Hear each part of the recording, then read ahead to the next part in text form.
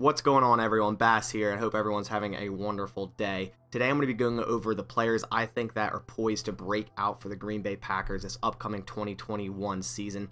Now, these are kind of just my guesses, but also I've based them upon certain stats and whatnot, but overall it's just an opinion. Before we get this video started, if you do end up enjoying this video, definitely consider clicking the like button and also subscribing if you're not subscribed yet already. Alright, so let's get this rolling. So these are in no particular order, but for the first one on my list is a player I know a lot of people are seeing as a breakout player for this year. You know, really stepped up last year in his second year, and that's outside linebacker Rashaan Gary, former 2019 first round draft choice out of Michigan. Now, ever since the Packers selected him 12th overall in that 2019 draft, a lot of people labeled him a bust, a reach, you know, not a good pick.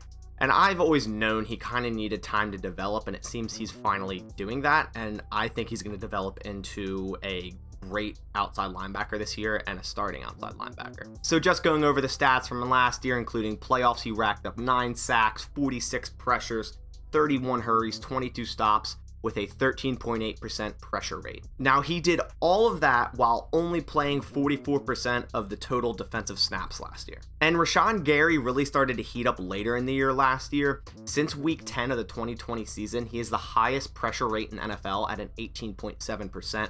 That's right above Aaron Donald at 0.1%, right over him, which is insane. And on that alone, the way that Rashaan Gary keeps impressing and then growing and growing as a player makes me believe I think he will get way more snaps come here in 2021. Now, the main reason he didn't get as many snaps in 2020 was, of course, because of Preston Smith. Preston Smith accounted for 79% of defensive snaps, and as I said, Gary was 44%.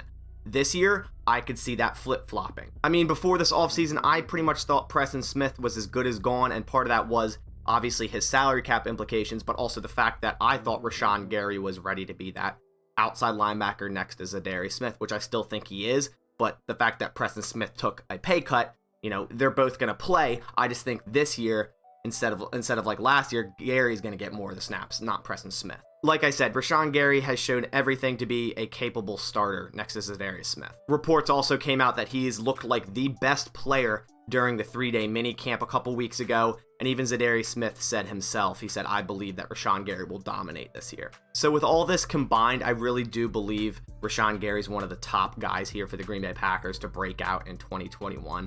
He played decently well, pretty damn well in 2020, and like I said, better towards the later ends of the year. And I think this year he's just going to be, you know, above that even more and just become a really good edge rusher opposite Za'Darius Smith.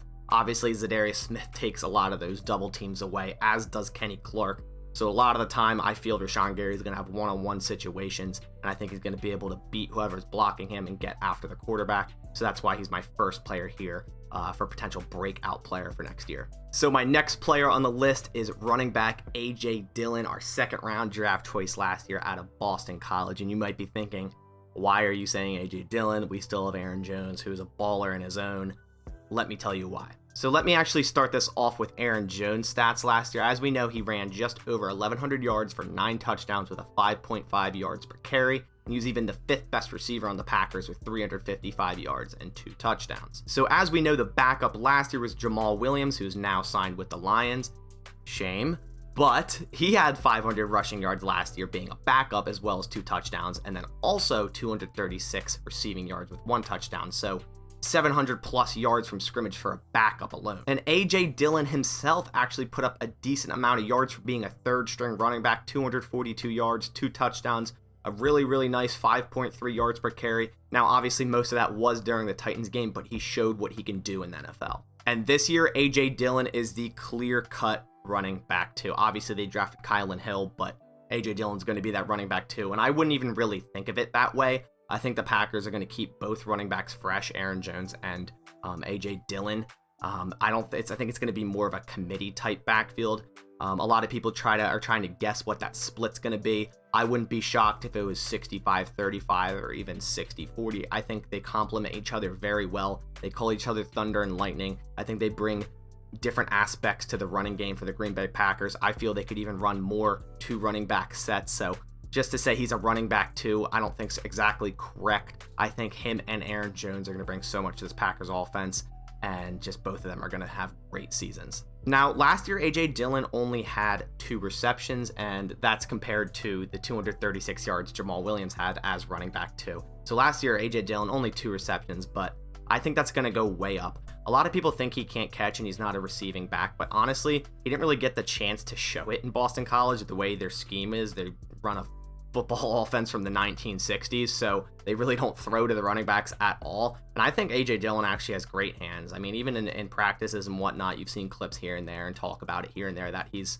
actually a good pass catcher. And I think he could be a very good screen running back as well. And obviously, Matt LaFleur loves to use his running backs in different ways. Hell, he even puts Aaron Jones out wide sometimes. So even if he does that, then who's in the backfield? A.J. Dillon. And I believe he will get a lot more than 2 receptions this year. You also have to take into account that they might feature A.J. Dillon as their premier goal line back, given that he's 250 pounds and has tree trunks for legs. Overall, I think A.J. Dillon has every trait to be a beast of a running back in this league. Before Aaron Jones took a semi-team friendly deal, I thought he was going to end up going to Miami, and I was completely comfortable with A.J. Dillon taking over this backfield. I believe in him a lot. Obviously, the Packers believe in him a lot. And I think just overall, I expect his production to jump way up in 2021. That's why he's my second player for the breakout players for 2021 for the Green Bay Packers. So last but not least, we have defensive lineman Kingsley Kiki, the 5th round draft choice from 2019